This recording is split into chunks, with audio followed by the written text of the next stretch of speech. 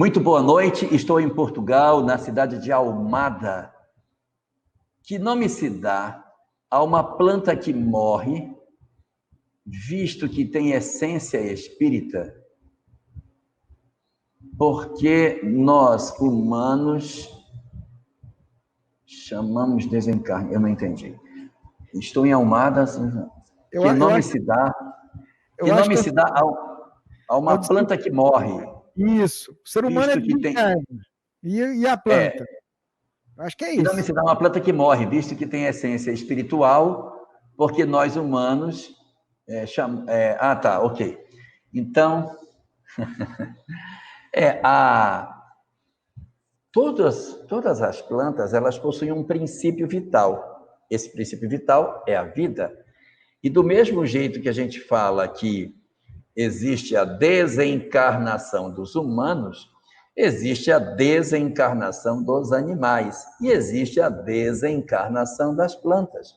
Quando a planta morre, o princípio espiritual que anima aquela planta, ele se desprende daquele elemento vivo e passa a viver no mundo espiritual para que ele consiga logo uma nova existência.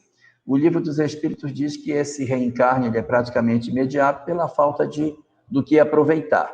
A obra de André Luiz fala do aproveitamento de animais no mundo espiritual, quer dizer, parece aí como fosse uma colisão de ideias. Mas o que se observa é que os animais que estão no mundo espiritual são animais úteis.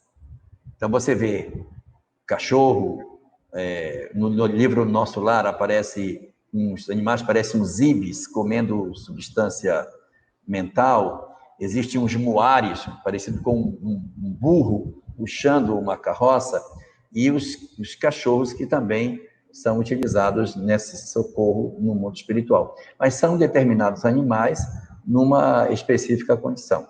Se nós formos pegar a questão dos animais e transpormos para a questão dos vegetais, a coisa é a mesma. E só para concluir, eu quero dizer que no mundo espiritual existem 3 tipos de animais lá. Três tipos. Se tem 3 tipos de animais, tem 3 tipos de plantas também. Existem o animal que é o animal desencarnado.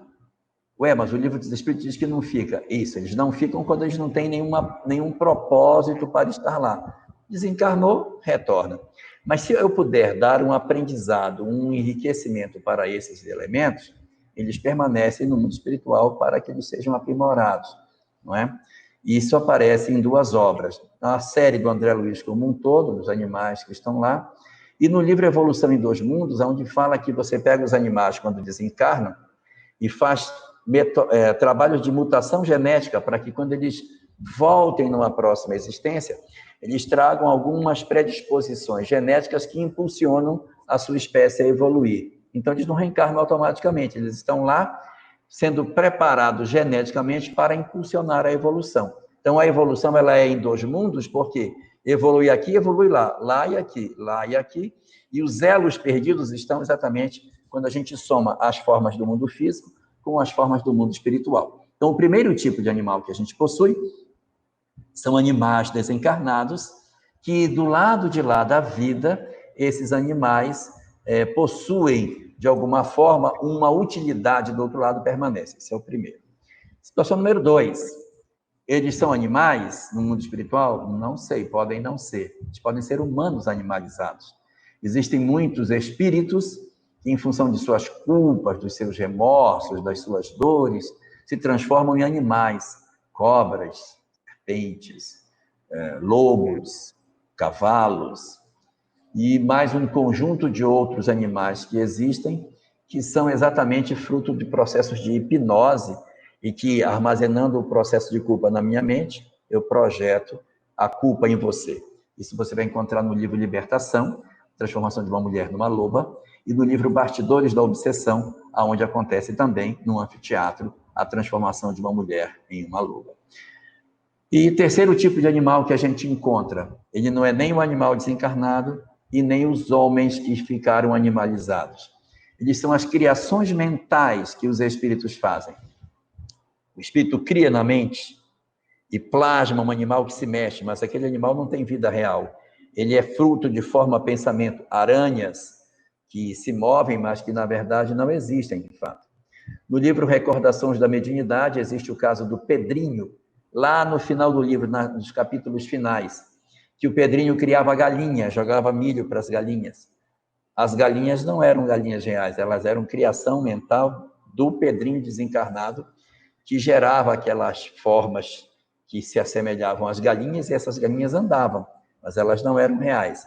Elas eram formas pensamento, fruto da ideoplastia formada por essa entidade chamada Pedro, o Pedrinho. Da mesma forma, nós temos com plantas.